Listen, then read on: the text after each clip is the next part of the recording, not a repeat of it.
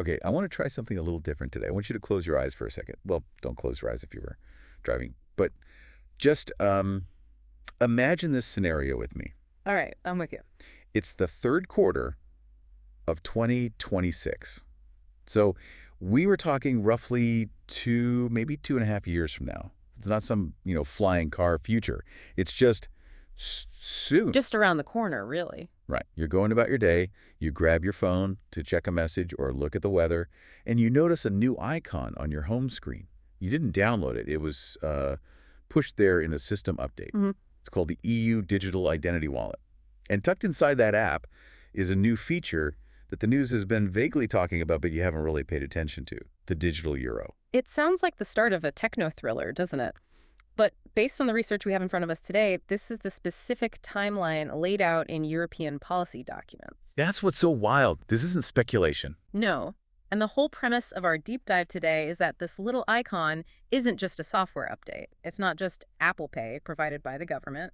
See, that is exactly what I assumed when I first saw the topic. I thought, okay, cool, another way to pay with my phone. I mean, I barely use cash as it is. I tap my card, I use my watch. Which is how most people think. So my first reaction was, what is the big deal?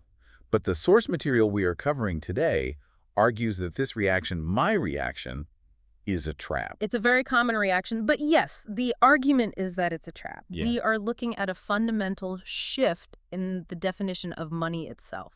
We're talking about changing the relationship between the citizen and the state in a way that we haven't seen in, well, maybe ever in a modern democracy. And to guide us through this, we're looking at a really extensive, dense body of work from Arno Wellens. He's a financial journalist and an author. He wrote a book called Democracy on the Slope in the Digital Age.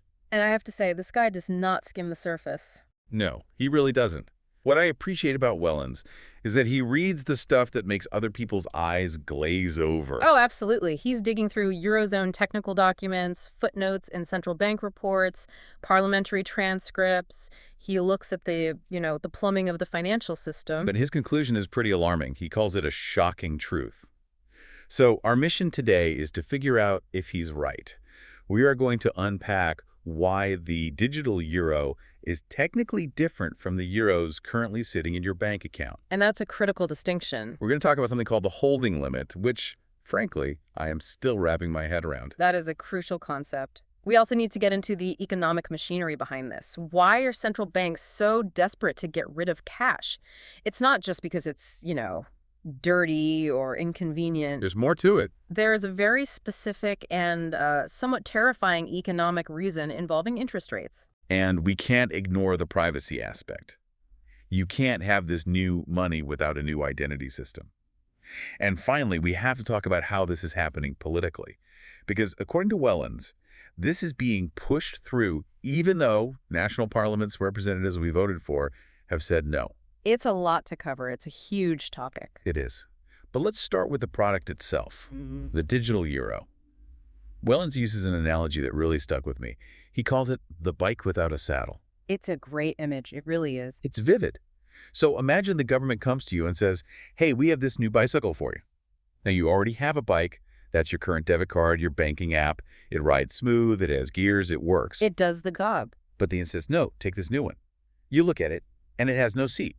Just a metal post. For a car with no front wheel, it looks like a vehicle, but it's missing a critical function. Right. So why does he use that analogy? What is the saddle that is missing from the digital euro? The missing saddle is the ability to save. That is the fundamental difference. Think about your bank account right now. You use whatever commercial bank you prefer. Sure. If you sell your house, or you win the lottery, or you just save diligently for 20 years, you can have 10 euros in there, or you can have 1,000,000 euros. Yeah. I mean, the bank might call me if I have 1,000,000 euros to try and sell me some investment products, but I'm allowed to have it. It's my money. Exactly. It is your store of value. But the digital euro, as it is currently proposed and discussed in these technical documents from the European Central Bank, has a feature that your current bank account doesn't have. And what's that? It has a holding limit, a hard cap on how much you can own. A holding limit. And what is that number? What are we talking about? The number that keeps coming up in the ECB reports and speeches, and the one Wellens focuses on, is 3,000 euros. 3,000 euros. That's it. That is the proposed ceiling. 3,000 euros. Okay, let's just pause on that because that changes everything. Mm-hmm. If I literally cannot have more than 3,000 euros in this wallet, how do I do anything? How do I buy a used car? Right. If I want to buy a secondhand Honda for, say, 5,000 euros, I literally can't pay for it with this currency. Under the strict rules of the holding limit, no. You would have to use a different system, or more likely, the system would have to be incredibly complex, where money automatically spills over into other accounts you hold at commercial banks.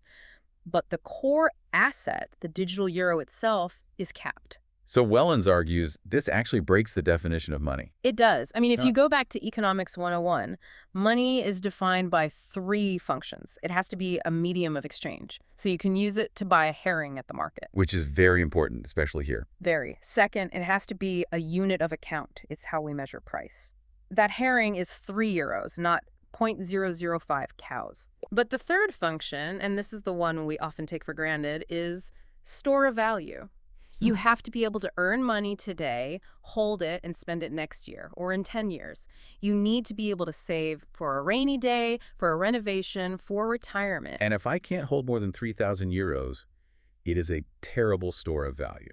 It's basically a gift card with a limit, or like pocket money. Precisely. It's a flow mechanism, not a storage mechanism. Yeah. So Wellens says, if you strip away the store of value function, you are handing the citizens a broken product. You are giving them a bike without a saddle. It forces you to keep moving, to keep spending, because you can't just sit on it. But this begs a huge question.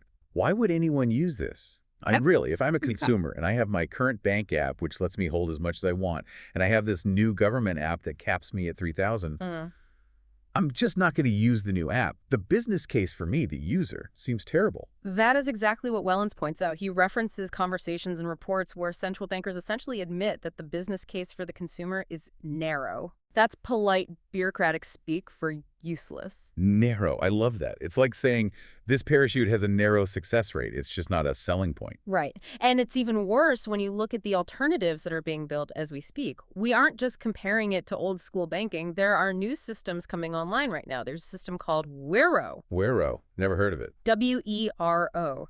It's being rolled out to replace things like Ideal in the Netherlands, for example.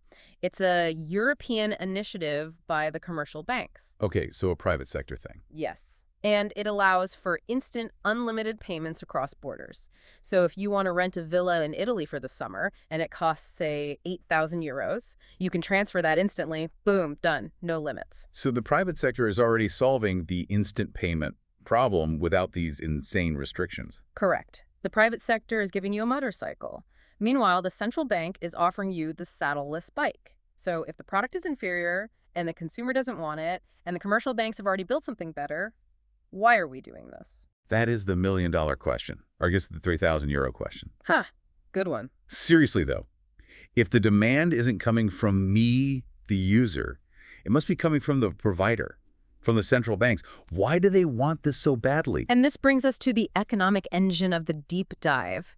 And I have to warn you, we need to get a little bit into the weeds of monetary policy here. Okay. But stick with me, because this explains why the saddle is missing. It's not an accident. It's not a bug. It's a feature. Okay, I'm ready. Break it down for me. It all starts with debt. The world, and specifically the Eurozone, is drowning in debt. We have massive sovereign debt countries like France and Italy have staggeringly high debt to GDP ratios. We have corporate debt, we have household debt. And we just keep borrowing more, right? It feels like the solution to debt is always more debt. That's been the model for decades, yes. And historically, central banks manage this whole economic machine using one main tool: interest rates. Right. Think of the economy like a car. The central bank has 2 pedals. The gas pedal is lowering interest rates. Making money cheap. Right. When rates are low, it's cheap to borrow. So businesses build factories, people get mortgages, spending goes up. That's the gas. It stimulates the economy. The brake pedal is raising interest rates. Which we've seen a lot of recently. Exactly. If inflation gets too high, like we saw with grocery prices skyrocketing, they hit the brake. They raise rates to cool things down to make borrowing more expensive. Okay. Gas and brake. Simple enough. Ideally, yes.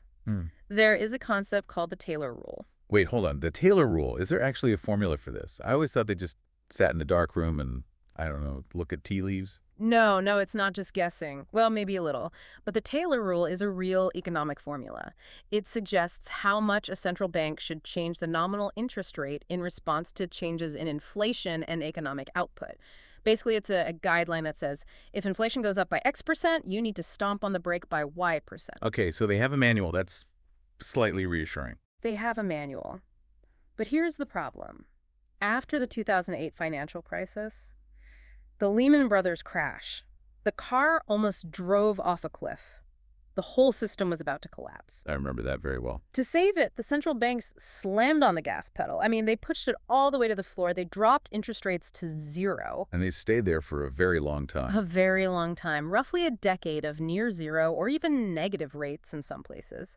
And this created a trap. It's a trap called the zero lower bound. The zero lower bound. It sounds like a sci-fi limitation, like you can't go faster than the speed of light. It kind of is for monetary policy. Imagine you are driving and you are already flooring the gas pedal. The pedal is touching the metal, but the car is still slowing down. You want to push the pedal further, but you can't. You are at the bound. You can't go faster than full throttle. In interest rate terms, you can't easily go far below 0. Typically, when a recession hits, central banks want to cut rates by 4 or 5% to jumpstart the economy. But if you are starting at 0, you can't go to -5%. Well, play that out for me. Why not? What happens if my bank says the interest rate is -5%? Okay, so imagine you have 100,000 euros in your savings account. If the interest rate is -5%, that means instead of earning interest, the bank charges you to hold your money. They charge me. Yes. At the end of the year, your 100,000 euros becomes 95,000 euros. That would make me incredibly angry. I'd be furious. It would make you panic. You would say, I am losing money just by leaving it in the bank. So what would you do? What's your next move? I'd take it out. I'd go to the ATM, withdraw all the cash, and put it, I don't know, in a safe, under my mattress, anywhere but the bank. Exactly. And that is the problem for them. Cash has a nominal interest rate of 0%. A 50-euro bill is always worth 50 euros. It doesn't shrink. So if the bank offers me -5% and my mattress offers me 0%, the mattress wins every single time. The mattress is a better investment vehicle than the bank. What a world. Correct. And this is what economists call the escape hatch. As long as physical cash exists, central banks cannot implement deep negative interest rates. They just can't. Because if they try, everyone will run to the banks, withdraw all their deposits in cash, and the entire banking system would collapse overnight. So cash is the barrier. Cash is the thing stopping them from pushing the gas pedal through the floor. Yes. And Wellens provides the receipts for this. This isn't his theory. He cites an ECB report literally titled Report on a Digital Euro, and he points to a book by Kenneth Rogoff, a former IMF chief economist, called The Curse of Cash. These aren't conspiracy blogs. These are high-level economic blueprints. They are. And what do they say? They explicitly argue that cash is a problem, not just because of money laundering or drug dealing, which is the public excuse they always use, but because it acts as a lift haven, a safe haven. It prevents the central bank from forcing negative rates on you. So the strategy is this. We, the central bank, need to be able to punish savers, to force them to spend when the economy is slow. But we can't punish them if they can hide in cash. Therefore, we must remove the cash. And replace it with something digital. But not just any digital money, programmable digital money. If everyone is forced into a digital system and there is no cash escape hatch, the central bank can simply push a button and say, okay, the rate is now -3%, and there is nowhere for you to hide. Your money just starts to decay. But wait a minute, I have to play devil's advocate here. This sounds, well, it sounds like a movie villain plot. I will steal everyone's savings. Is Wellens sure this is the goal? Could it just be about modernizing the system? Maybe they just want to compete with Bitcoin or something. That's a fair pushback, and the central banks certainly frame it as modernization and sovereignty. They say, we need a public digital money so we aren't reliant on Visa and MasterCard, which are American companies. And there is some truth to that, right? There's an element of truth to that, sure. But Wellens argues you have to look at the mechanism. If it were just about modernization or competing with Visa, why the holding limit? Why the obsession with phasing out cash? Because the holding limit ensures you can't use the digital euro as a safe haven either. If I panic about negative rates at my commercial bank, I can't just move all my money to the safe central bank wallet because it's capped at 3,000. Exactly. You're trapped. And this brings us to a term Wellens uses. The transmission of monetary policy. That sounds incredibly boring, like something from a textbook. It sounds boring, but it's actually really aggressive. Think of the economy like a garden. The central bank is the gardener, and interest rates are the water hose. When they turn on the water lower rates, they want that water to reach every single plant, every household, every business. Okay, that makes sense. Right now, cash acts like a kink in the hose. Or a blockage. People can hoard cash, and the water doesn't force them to spend. It just pools up under their mattress. The central banks want a direct, unblockable pipe into your wallet. That is transmission. They want to ensure that when they decide you should spend, you have to spend. Because if I don't spend, my money shrinks. Yes. My savings start to evaporate. Yes. You are forced to either consume, buy a new sofa, go out to dinner, which boosts GDP, or you are forced to invest in risky assets, stocks, crypto, real estate, which boosts asset prices. But the one thing you absolutely cannot do is simply save safely. It effectively kills the concept of the nest egg. You can't build one if it's constantly melting. It transforms the nest egg into a melting ice cube. That's a perfect way to put it. That is a terrifying image. But okay, Yeah. for this to work, for them to enforce a 3,000 euro limit on me, they need to know exactly how much money I have. Everywhere. But I have accounts at different banks. I have shared account with my partner. I have a savings account for my kids. To stop me from hoarding more than 3,000 total, they would need to see everything. And now we have arrived at part 3, the control grid. You cannot have a functional central bank digital currency with holding limits unless you have a rigorous centralized digital identity. They are two sides of the same coin. Pun intended. Maybe a little. But yes, they are inseparable. To enforce a global cap on host speaker, the central bank needs a God view of your finances. They need a system that pings every bank and says, okay, this person has 1,000 at ING, 1,500 at Rabobank, and 500 in their digital wallet. That equals 3,000. Stop. No more incoming funds to any of those accounts. So the digital identity wallet isn't just a convenient app to store my driver's license. It's the enforcement mechanism for the money. It's the linchpin of the whole system. It is the backbone. And Wellens points out that this new European digital identity wallet goes way, way beyond what we have now. Like in the Netherlands, we have Digid. It works fine. You log in, you pay your taxes. Yeah, it's basically just a password for government websites. It doesn't know what's in my bank account. Right. It verifies you are you, and that's it. The new system is fundamentally different. It is designed to connect disparate silos of data. Currently, your medical records are with your doctor, your financial records are with your bank, your tax records are with the government. They don't really talk to each other. And I like it that way. I want them to be separate. Most people do. But the new identity wallet is designed to be an interoperable framework where all these attributes are linked. Your ID, your money, your health data, your educational diplomas, your travel history. Whoa, back up. Health data? Why on earth does a payment system or an ID wallet need my medical history? That seems like a massive overreach. This is a point where Wellens gets very heated, and I think rightfully so. He discusses something called the European Health Data Space. The European Health Data Space. The official line from the EU is that this is for research and innovation.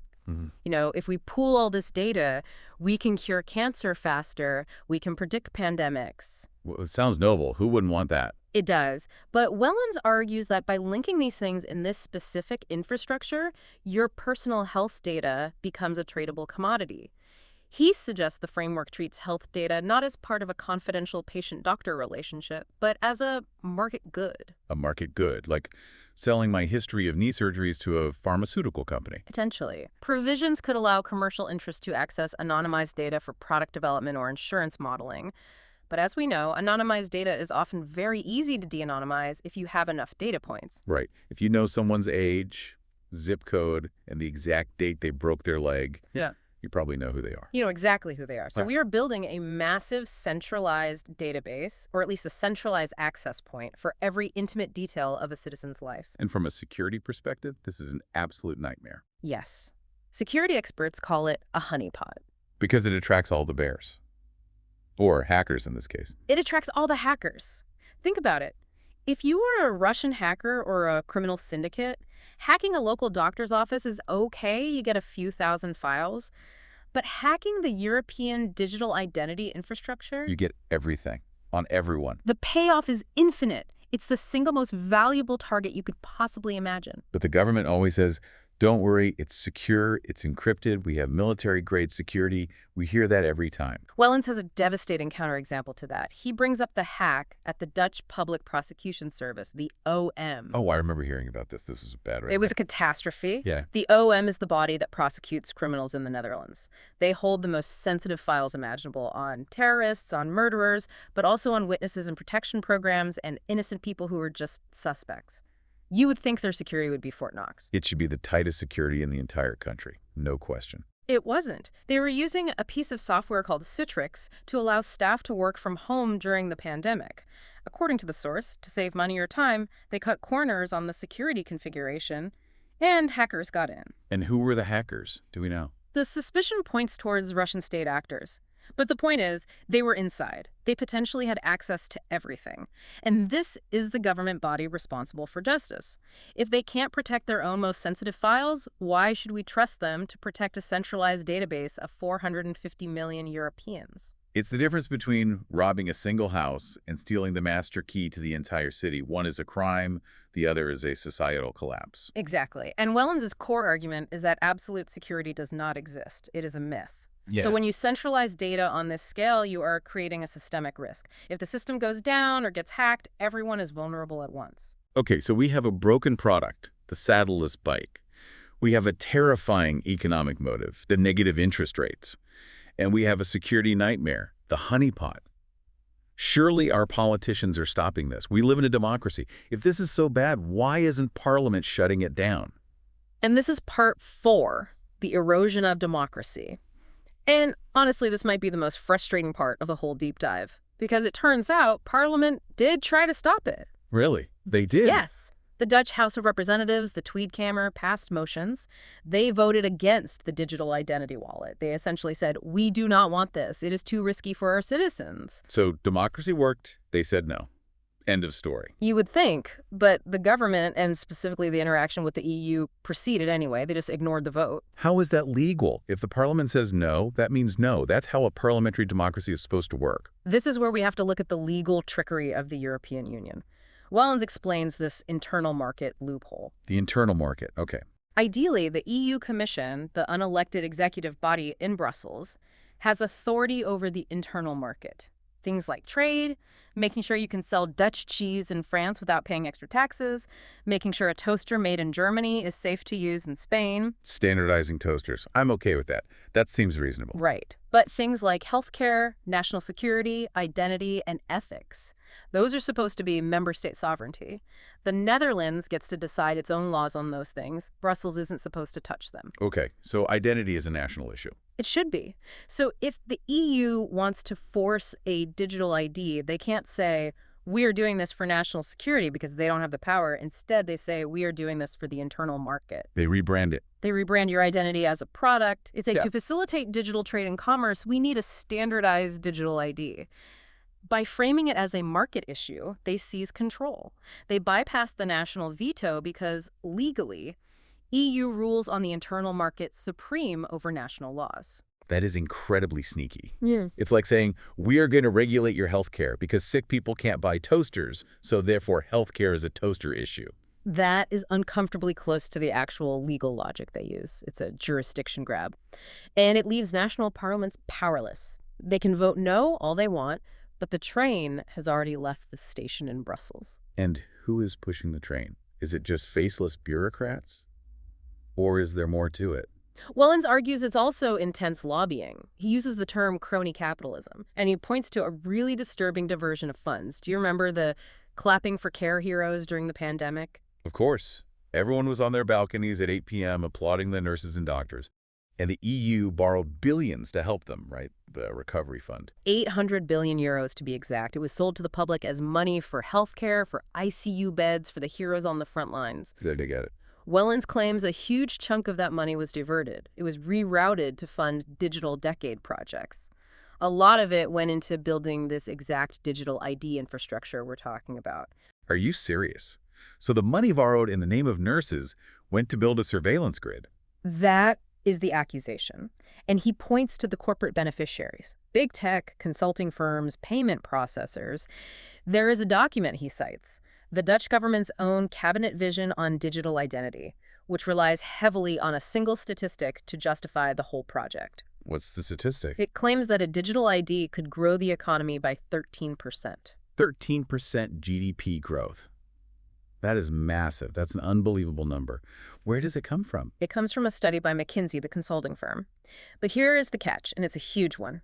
That study was looking at developing nations, places like Nigeria or Ethiopia. Countries where a huge portion of the population might not have a birth certificate or a paper ID to begin with. Exactly. In those countries, giving someone a digital ID does boost the economy. Suddenly, they can open a bank account, they can sign a contract, they can get a loan. It unlocks their economic potential. But applying that to the Netherlands? Yeah. Or Germany or France? It's completely bogus. In the Netherlands, everyone already has an ID. Everyone has a bank account. We are already fully banked. So applying that 13% growth figure to us is comparing apples to spaceships. It's totally misleading. It's fake math used to sell a political project. It's fake math that benefits the companies who get the contracts to build the system. And there is one more corporate angle that I have found fascinating. The concept of card abandonment. Card abandonment. I feel like I'm guilty of this. We all are. It's Yeah. when you are online shopping. You see a cool pair of sneakers on Instagram. You click through. You put them in the cart. But Yeah. then you have to get up and find your wallet. Or you have to open your banking app and scan a QR code. Right. And in those 10 seconds of friction... I think, do I really need another pair of sneakers? And I close the tab. Exactly. Right. I do it all the time. It's a moment of sanity. It's your rational brain catching up with your impulse. From a personal finance perspective, cart abandonment is a good thing. It saves you from impulse buys. It keeps me from going broke. But to the World Economic Forum and to companies like MasterCard and Amazon, that moment of hesitation is a tragedy. They call it economic damage. They estimate they lose something like $4 trillion a year globally because people change their minds at the last second. So they view my self-control as a loss on their balance sheet. Correct. So they want the digital ID to remove that friction. They want a seamless system where you can pay with a thumbprint or a face scan instantly. No time to think, no time to second guess, just buy. That is so cynical. They are framing a tool to deplete my savings as an economic boost. It boosts GDP, but it erodes your household resilience. And that aligns perfectly with the central bank's goal we talked about earlier. They want to force consumption. The corporations want to force consumption. The only person who loses in that equation is the person trying to save. It really paints a picture of the citizen as just a battery for the economy. Yeah. We exist to spend, not to thrive or to build security for ourselves. That is the dystopian outlook Wellens warns about in Part 5. He describes a slippery slope.